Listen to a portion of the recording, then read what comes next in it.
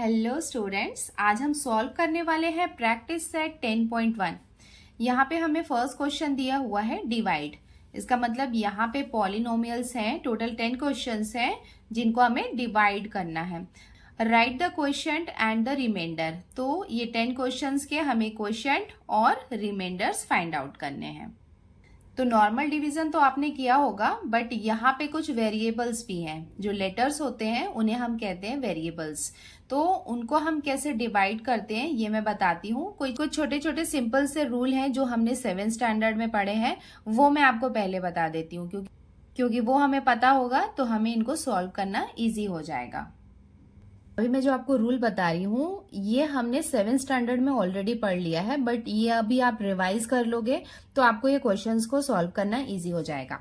सबसे फर्स्ट हमने ये देखा था, ये वाला रूल अगर आपको याद होगा, a raised to the power m into a raised to the power n। इसका मतलब है कि जब हम पावर्स को मल्टीप्लाई करते हैं तो वो क्या हो जाते हैं, ऐड हो जाते हैं। a raised to the power m plus n। Sorry, मेरे पेन की रिफिल लगता है थोड़ी कम हो गई है। इसका मतलब ये है कि जब हम वेरिएबल्स को मल्टीप्लाई करते हैं तो उनके पावर्स ऐड होते हैं। एक और मैं इसके लिए एग्जांपल बताना चाहूंगी। फॉर एग्जांपल, अगर आपके पास a raised to the power 2 है और आपको पावर चाहिए a raised to the power 4।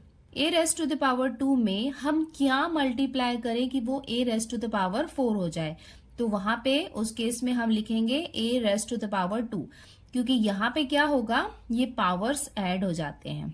a raised to the power 2 plus 2, तो वो क्या हो जाएगा, a raised to the power 4।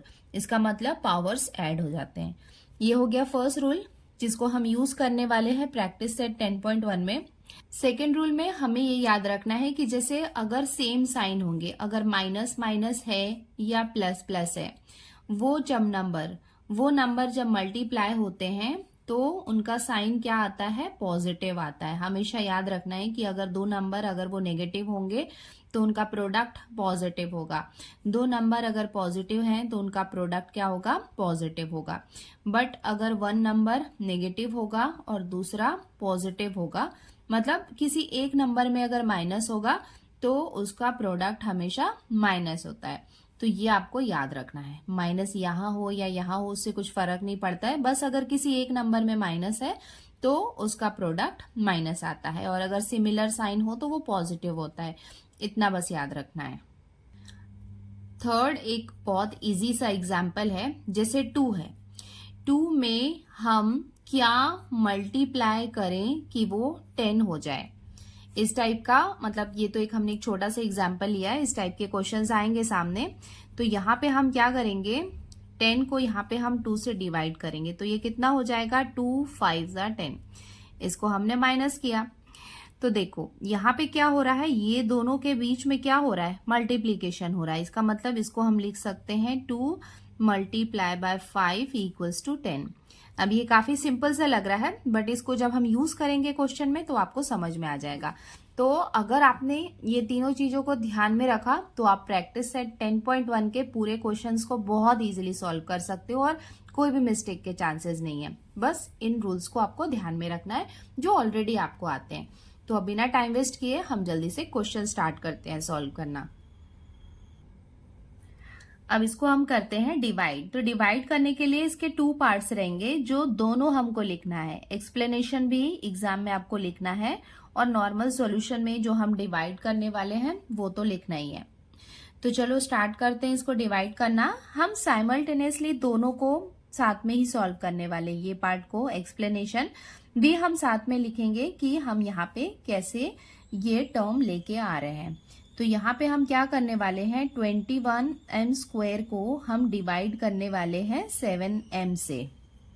इसको डिवाइड करने के लिए सबसे पहले हम एक्सप्लेनेशन के पार्ट को पहले सॉल्व करेंगे, जिससे हमें कंफर्म हो जाएगा कि यस अभी आ रहा है आंसर। तो उसके बाद हम यहाँ पे लिखेंगे। इसका मतलब कि 7m में हम क्या मल्टीप्लाई करें जिससे हमें आंसर कितना मिले, 21 एम स्क्वायर को, ये एक एग्जाम्पल में मैंने आपको बताया था कि ये जो है ये आपस में मल्टीप्लाई होते हैं, तो ये आता है, देखो 5 2 ज़ा 10। इसका मतलब यहाँ पे ये दोनों, यहाँ पे जो क्वेश्चन आएगा वो दोनों का मल्टीप्लीकेशन होगा, तो ये जो डिविडेंड है वो हमको मिलेगा। तो अब हम क्या कर रहे हैं, यहाँ पे हम 7m में क्या मल्टीप्लाई करें जिससे हमें 21m स्क्वायर आ जाए।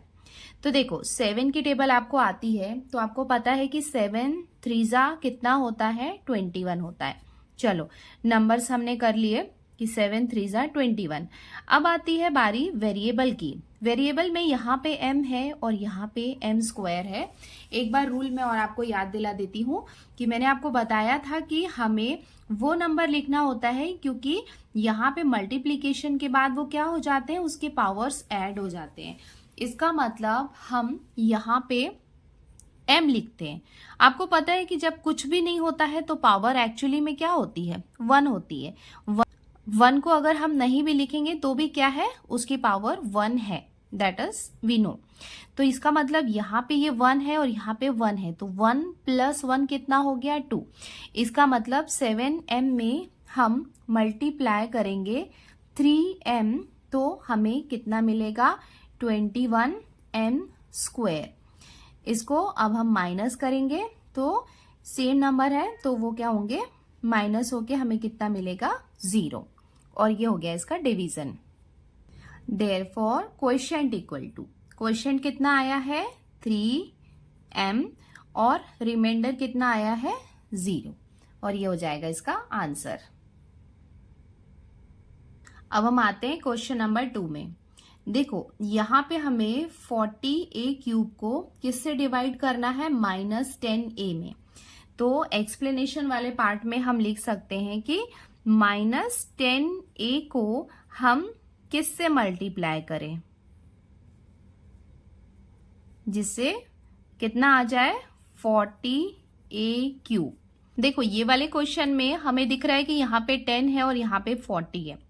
इसका मतलब अगर हम यहाँ पे 4 लिखें तो ये कितना हो जाएगा, 10 4 ज़ा 40। बट इसके साथ हमें ये भी देखना है कि यहाँ पे जो आंसर आया है वो पॉजिटिव है, तो इसको पॉजिटिव लाने के लिए हमें क्या करना पड़ेगा, देखो यहाँ पे माइनस है तो हमें यहाँ पे भी माइनस लिखना होगा, क्योंकि मैंने आपको रूल के अकॉर्डिंग बताया था कि दोनों साइन अगर सिमिलर होते हैं और उसको हम मल्टीप्लाई करते हैं तो आंसर क्या होता है, पॉजिटिव होता है। तो यहाँ पे हमें माइनस लगाना होगा, तो ये हो गया -4। अब आती है a की बारी। अभी यहाँ पे a लिखा हमने, जैसे ये a है, ये a है, यहाँ पे 1 है, यहाँ पे 1, तो 1 + 1 हो गए 2, बट यहाँ पे कितना है, क्यूब है। ये वाले a में हमें स्क्वायर लगाना होगा, तो इसका 1 और इसका 2, 2 + 1 कितना हो गया, 3। इसका मतलब यहाँ पे हम लिख सकते हैं कि -10a को हम मल्टीप्लाई करेंगे -4a² से, तो हमें कितना मिलेगा, 40a³ इसको हम माइनस करेंगे तो हमें आंसर कितना मिलेगा, 0। तो अभी हम इसको लिख सकते हैं, therefore quotient equals to -4a² और रिमाइंडर हो जाएगा 0। अब हम आते हैं क्वेश्चन नंबर 3 में। तो यहाँ पे -48p⁻⁴ को हम -9p² से डिवाइड करने वाले हैं। -9p², इसको हम किससे मल्टीप्लाई करें कि हमें क्या मिल जाए, -48p⁴। जब हम 9 की टेबल पढ़ते हैं तो 9 5 ज़ा करेंगे तो 45 होगा और 9 6 ज़ा करेंगे तो 54 हो जाएगा, मतलब ज्यादा हो जाएगा। तो ये वाले कंडीशन में हमें क्या करना होगा, हमें यहाँ पे ऐसे इसको डिवाइड करना होगा, मतलब 48 को हम यहाँ पे 9 से डिवाइड करते हैं। इसको डिवाइड करेंगे तो देखो ये दोनों जो है वो 3 के टेबल से डिवाइड हो सकते हैं, तो इसको हम कर सकते हैं 3 3 ज़ा 9 और ये हो जाएगा 3 1 ज़ा 3 6 ज़ा 18। इसका मतलब इसका आंसर कितना आया, 16/3। अब इसको तो और हम फर्दर डिवाइड नहीं कर सकते, बट हाँ इसको हम चेक कर लेते हैं। जैसे 16/3 है, इसको अगर हम 9 से मल्टीप्लाई करें तो ये हो जाएगा 3 1 जा 3 3 जा 9 और 16 3 जा हम करेंगे तो हमें कितना मिलेगा 48। इसका मतलब है कि 48 को जब हमने 9 से डिवाइड किया तो हमें कितना मिला 16/3। और यहाँ पे ये p का स्क्वायर है और यहाँ p टू द पावर 4 है, इसका मतलब 2p है और 2p हमें और चाहिए, तो वहां पे हमें क्या करना होगा p स्क्वायर लिखना होगा, क्योंकि ये 2 + 2 कितना हो जाएगा 4। अब आती है बारी माइनस साइन की। देखो माइनस साइन जो है यहाँ पे हमें आंसर में माइनस दिया हुआ है और यहाँ पे भी माइनस है, तो यहाँ पे हम माइनस नहीं लगाएंगे, क्योंकि अगर हम माइनस लगाएंगे तो ये माइनस माइनस क्या हो जाएगा प्लस हो जाएगा, बट हमें वो माइनस में ही चाहिए। इसका मतलब है कि एक नंबर पे यहाँ पे माइनस होना चाहिए, तो यहाँ पे हम कुछ भी नहीं लिखेंगे इसका। तो चलो हम यहाँ पे लिख लेते हैं, यहाँ पे आ जाएगा 16/3। इसको हम मल्टीप्लाई करेंगे तो हमें कितना मिलेगा -48 p टू द पावर 4। यहाँ पे हमें साइन का ऑपोजिट साइन लिखना होता है, इसको हम माइनस करेंगे तो हमें कितना मिलेगा 0। तो हमें क्वोशिएंट कितना मिल गया 16/3 p स्क्वायर और रिमाइंडर मिल गया 0, और ये हो जाएगा इसका आंसर। अच्छा बच्चों, यहाँ पे मैं आपको ये बता देना चाहूंगी कि बैक साइड में जो आंसर्स हमको दिए हुए हैं वहां पे -16/3 दिया हुआ है, तो वो मे भी प्रिंटिंग मिस्टेक हो सकता है, बिकॉज अगर हमने यहाँ पे माइनस लगाया है तो आप खुद सोचो रूल के अकॉर्डिंग ये माइनस और माइनस, तो यहाँ पे आंसर कितना आना चाहिए पॉजिटिव आना चाहिए, तो वो पॉसिबल नहीं है, क्योंकि हमें नेगेटिव नंबर लाना है तो ये पॉजिटिव होना कंपलसरी है। तो बैक साइड में जो आंसर है उसको देख के कंफ्यूज मत हो जाना, बाय मिस्टेकली वहां पे प्रिंटिंग मिस्टेक हो सकता है, इसका आंसर पॉजिटिव ही होगा। अब हम सॉल्व करते हैं क्वेश्चन नंबर 4। देखो यहाँ पे हमें ये देखना है कि 30m³ में हम क्या मल्टीप्लाई करें कि हमें कितना मिल जाए 40m टू द पावर 5। देखो 30 के टेबल में 40 तो आता नहीं है, क्योंकि 32 जा हम करेंगे तो 60 हो जाएगा। सिंपली हम क्या करेंगे 40 को 30 से डिवाइड करेंगे, जैसे हम रिड्यूस करते हैं।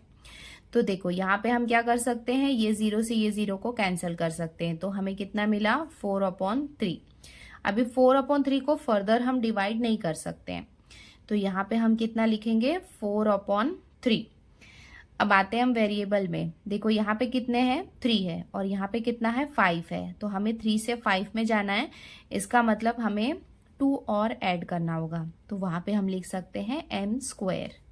माइनस का तो कोई इश्यू है ही नहीं, क्योंकि ऑलरेडी क्या है यहाँ पे सब पॉजिटिव है, तो इसका मतलब यहाँ पे क्वोशिएंट के प्लेस में हम कितना लिखेंगे 4/3 m², और यहाँ पे भी हम लिख लेते हैं 40m टू द पावर 5। इसको हम माइनस करेंगे तो रिमाइंडर कितना आ जाएगा 0, और ये हो जाएगा इसका answer. Therefore quotient equals to 4/3 m² और रिमाइंडर हो जाएगा 0। अब हम आते हैं क्वेश्चन नंबर 5 में। तो हम यहाँ पे फर्स्ट स्टेप में हम क्या करते हैं कि x² में हम क्या मल्टीप्लाई करें कि हमें कितना मिल जाए 5x³। जैसे नॉर्मली आप डिवाइड करते हो और नंबर्स बड़े होते हैं तो आप धीरे धीरे 1 नंबर 2 नंबर ऐसे धीरे धीरे आगे बढ़ते हो, ऐसा तो नहीं है कि सारे नंबर को एक साथ डिवाइड करते हो। तो ये वैसे डिवीजन की ही तरह है कि हमें स्टेप बाय स्टेप जाना है। अगर ज्यादा इसमें वेरिएबल्स हैं, ज्यादा नंबर्स हैं, तो हमें 1 बाय 1 टर्म को लेके करना है। तो यहाँ पे हमें x² में क्या मल्टीप्लाई करें कि 5x टू द पावर 3 आ जाए। तो सिंपली आपको पता है कि यहाँ पे x के आगे कोई नंबर नहीं दिया है, मतलब वो क्या है 1 है। ठीक है, मतलब यहाँ पे अगर 1 है तो 1 में हम क्या मल्टीप्लाई करें कि 5 आ जाए। ऑब्वियसली आपको पता है कि 1 में अगर हम 5 मल्टीप्लाई करें तो 1 5 जा कितना हो जाएगा 5। अब हम आते हैं वेरिएबल के केस में। तो यहाँ पे स्क्वायर है, तो अगर सिंपली हमने यहाँ पे x लिखा तो इसकी पावर 1 है, जो हम नहीं लिख रहे हैं बट वो है, तो ये 2 + 1 कितना हो जाएगा 3। इसका मतलब फर्स्ट स्टेप में हम लिख सकते हैं कि x² को हम अगर 5x से मल्टीप्लाई करेंगे तो हमें कितना मिलेगा 5x³। इसको हम माइनस करेंगे तो हमें कितना मिलेगा, 0। उसके बाद जो बचा हुआ है उसको हम नीचे ले आते हैं, बट नीचे लाएंगे तो आपको ध्यान रखना है कि आपको साइन के साथ नीचे लाना है। तो -3x² को हमने लिख लिया। अब हम आते हैं सेकेंड स्टेप में। सेकेंड स्टेप में हमें x² को मल्टीप्लाई करना है ऐसे नंबर से जिससे हमें क्या मिल जाए, -3x² मिल जाए।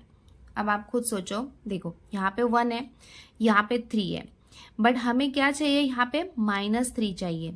यहाँ पे तो ये पॉजिटिव है, इसको हम चेंज नहीं कर सकते, बट जिसके साथ हम मल्टीप्लाई करने वाले न्यू नंबर, उसमें हम क्या करेंगे, यहाँ पे माइनस साइन लगाएंगे, क्योंकि दोनों में से किसी एक में अगर माइनस साइन होगा तभी प्रोडक्ट में क्या होगा, माइनस आएगा। तो यहाँ पे अगर 1 है तो हमें यहाँ पे क्या लिखना पड़ेगा, 3, बिकॉज 1 में हम -3 को मल्टीप्लाई करेंगे तो हमें कितना मिलेगा, -3 मिलेगा। और यहाँ पे हमें कुछ भी लिखने की जरूरत नहीं है, बिकॉज यहाँ पे x² है, यहाँ पे भी x² है। बिकॉज अगर हमने यहाँ पे लिख दिया तो ये दोनों के पावर ऐड हो जाएंगे और आंसर डिफरेंट हो जाएगा। तो हमारा यहाँ पे कितना आया, -3। तो चलो यहाँ पे लिख लेते हैं ये -3, और यहाँ भी लिख लेते हैं -3x²। यहाँ पे जो लास्ट वाला होता है साइन, वो आपको चेंज करके लिखना होता है। तो ये कितना, हम इसको प्लस लिख सकते हैं। अब इसको हम माइनस करेंगे तो हमें रिमाइंडर कितना मिल गया, 0। तो इसको हम लिख सकते हैं therefore quotient equals to 5x - 3 और रिमाइंडर हो जाएगा 0, और ये हो जाएगा इसका आंसर। अब हम आते हैं क्वेश्चन नंबर 6 में। देखो यहाँ पे हमें 2p² में हम क्या मल्टीप्लाई करें कि हमको कितना मिल जाए, 8p³। देखो 2 में हम क्या मल्टीप्लाई करेंगे, 2 4 जा कितना हो जाएगा, 8। अब आती है p की बारी। यहाँ पे 2 है, यहाँ पे 3 है, इसका मतलब 1p हमको और ऐड करना पड़ेगा। तो चलो फर्स्ट स्टेप में हम लिख लेते हैं 2p² को अगर हम 4p से मल्टीप्लाई करेंगे तो हमें कितना मिलेगा, 8p³। इसको हम माइनस करते हैं तो हमें मिल जाएगा 0। उसके साथ हम इसको नीचे लिखते हैं -4p²। तो ये हमने किया था फर्स्ट स्टेप। सेकेंड स्टेप में 2p² में हम क्या मल्टीप्लाई करें कि हमको कितना मिल जाए, -4p²। देखो यहाँ पे क्या है, माइनस है, इसका मतलब यहाँ पे हमें माइनस लगाना होगा, क्योंकि ये प्लस और माइनस इधर मल्टीप्लाई होंगे तो कितना आएगा, माइनस आएगा। 2 की टेबल तो आपको आती है, तो आप लिख सकते हो -2, बिकॉज 2 2 से कितना हो जाएगा, 4। अभी यहाँ पे p² है और यहाँ पे भी p² है, इसका मतलब यहाँ पे हमें कुछ लिखने की जरूरत नहीं है। ये वाले टर्म को इससे हम मल्टीप्लाई करेंगे तो ऑटोमेटिकली ये हमको मिल जाएगा। तो चलो ये लिख लेते हैं यहाँ पे -2, इसको हम लिख सकते हैं यहाँ पे, ये हो जाएगा -4p²। इसका हम यहाँ पे ऑपोजिट साइन लगाते हैं और रिमाइंडर आ जाएगा 0। अब इसका आंसर लिख लेते हैं। क्वेश्चन कितना हो जाएगा, ये 4p-2 और रिमाइंडर कितना है, 0। अब हम सॉल्व करते हैं क्वेश्चन नंबर 7। तो देखो यहाँ पे भी हम स्टेप बाय स्टेप जाने वाले हैं। तो हम 2y² में क्या मल्टीप्लाई करें कि हमको कितना मिल जाए, 2y³। देखो सिंपली यहाँ पे 2 है, यहाँ पे 2 है, इसका मतलब यहाँ पे हमें कुछ भी मल्टीप्लाई करने की जरूरत नहीं है। चाहिए वो तो हम 1 लिख सकते हैं। 2 1 जा कितना हो जाएगा, 2। अब आती है y की बारी। तो देखो यहाँ पे 2y है, यहाँ पे 3y है, इसका मतलब 1y हमें यहाँ पे ऐड करना होगा। तो 1y लिखो या सिर्फ y लिखो तो दोनों ही करेक्ट है। तो चलो हम फर्स्ट स्टेप लिख लेते हैं। यहाँ पे हम सिंपली लिखते हैं y, तो ये हो जाएगा, अगर आपने 1y भी लिखा तो भी करेक्ट है। ये हो जाएगा 2y³। चलो माइनस किया इसको, ये हो गया 0। अभी नेक्स्ट वाले टर्म को हम नीचे ले आते हैं। ये हमने किया फर्स्ट स्टेप। सेकेंड एक्सप्लेनेशन में हम 2y² में क्या मल्टीप्लाई करें कि हमें कितना मिल जाए, 4y²। 4 है, इसका मतलब ऑब्वियसली आप इसको 2 से मल्टीप्लाई करोगे तो 2 2 कितना हो जाएगा 4, और यहाँ पे y² है, यहाँ पे y², इसका मतलब यहाँ पे हमें और कुछ लिखने की जरूरत नहीं है। तो सिंपली देखो यहाँ पे ये 2 जो है ये क्या है, +2 है, तो यहाँ पे हम इसको लिख लेते हैं +2, और ये हम लिख लेते हैं 4, ये भी क्या है, पॉजिटिव ही है, +4y²। इसका ऑपोजिट साइन हो जाएगा यहाँ पे माइनस, माइनस करेंगे तो ये कितना हो जाएगा 0। अभी क्या बाकी है यहाँ पे, +3। अब आप देख सकते हैं कि ये +3 है, चाहिए तो ये स्टेप आप लिखो वरना स्किप भी कर सकते हो, कि अगर आप 2y² है उसको आप कैसे भी मल्टीप्लाई कर लो, आप 3 नहीं ला सकते, क्योंकि यहाँ पे y नहीं है और यहाँ पे y है, तो y² को आप ऐसे 3 में कन्वर्ट नहीं कर सकते हो।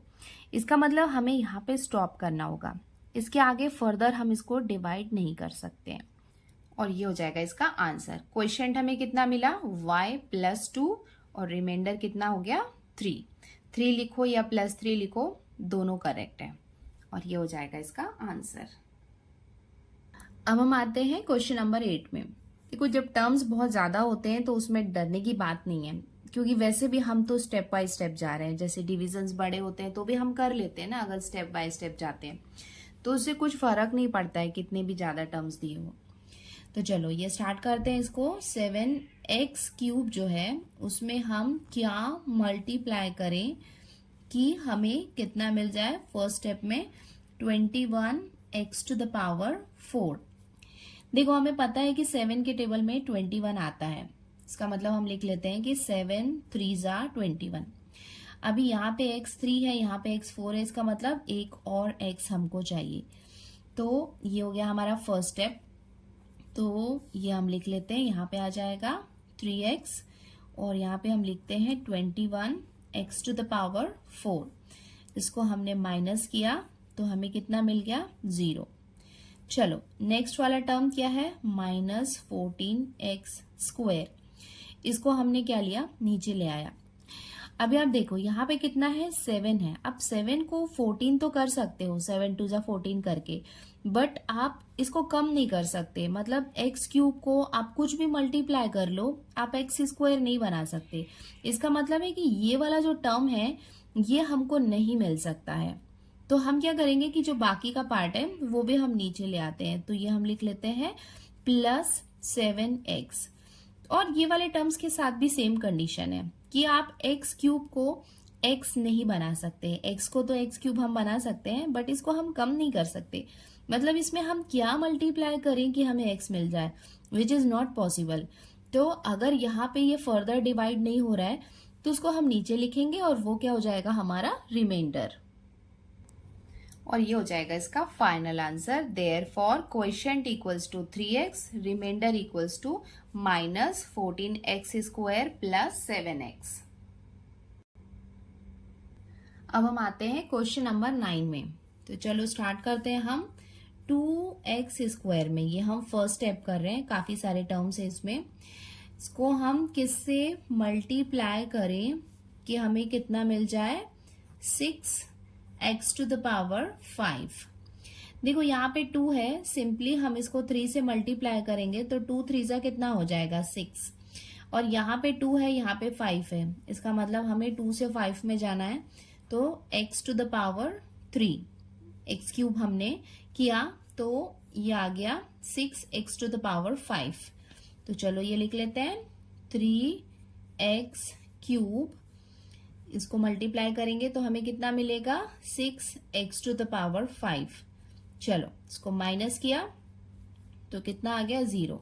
नेक्स्ट टर्म को हम नीचे ले आते हैं, -4x⁴। तो अब हम लिखते हैं इसका सेकेंड स्टेप।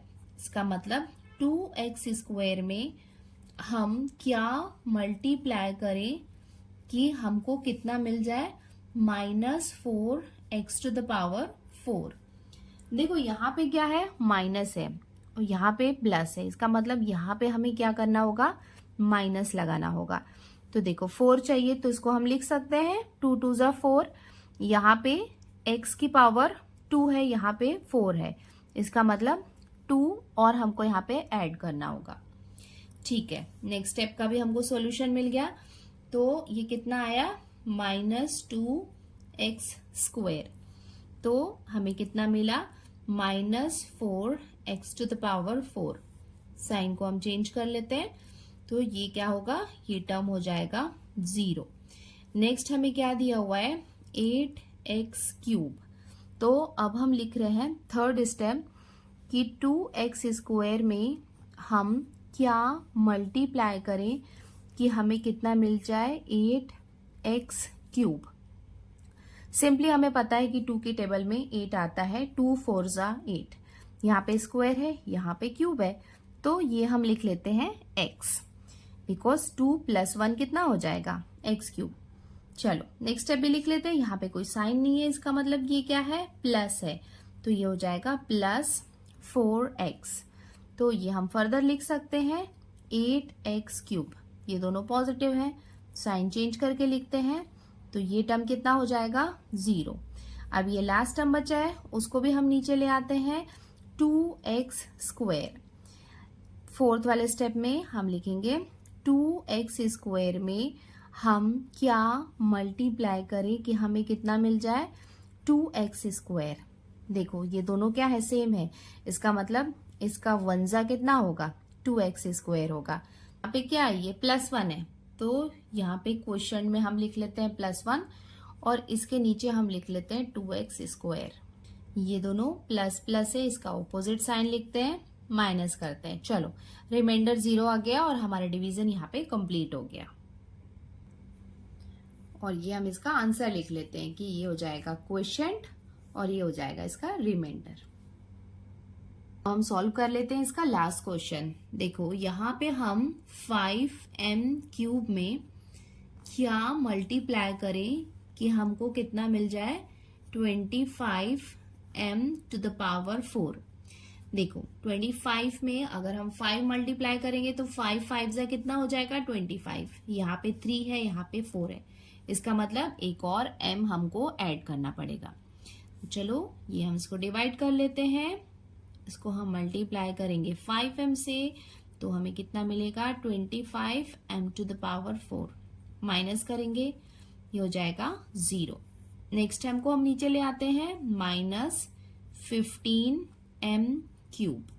तो ये वाला जो था ये था स्टेप 1। स्टेप 2 में हम 5m³ में क्या मल्टीप्लाई करें कि हमको कितना मिल जाए -15m³। देखो ये प्लस है और हमें आंसर माइनस में चाहिए, इसका मतलब यहाँ पे समथिंग हमको माइनस करना पड़ेगा।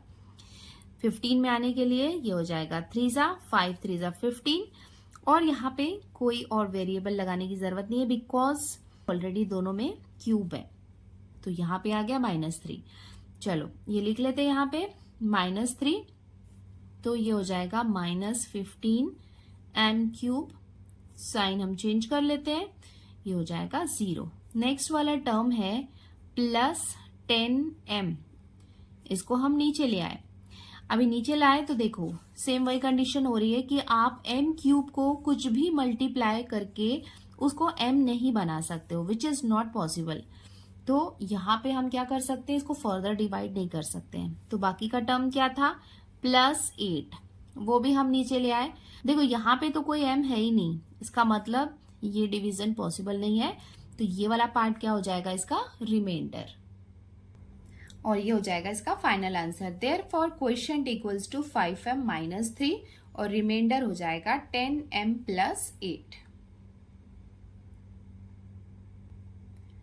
तो बच्चों इसके साथ ही हमने प्रैक्टिस सेट 10.1 कंप्लीट कर लिया है। अब हम जल्दी मिलते हैं नेक्स्ट वीडियो में। इसके साथ ही बच्चों ये 3 होमवर्क है जो आपको करने हैं और इनके आंसर मुझे कमेंट बॉक्स में लिख के बताने हैं। ये एक्चुअली आपके टेक्स्ट बुक के एग्जाम्पल्स के क्वेश्चन हैं, तो इसको आपको सॉल्व करना है और मुझे इसके आंसर्स कमेंट बॉक्स में बताने हैं। Thank you, bye bye.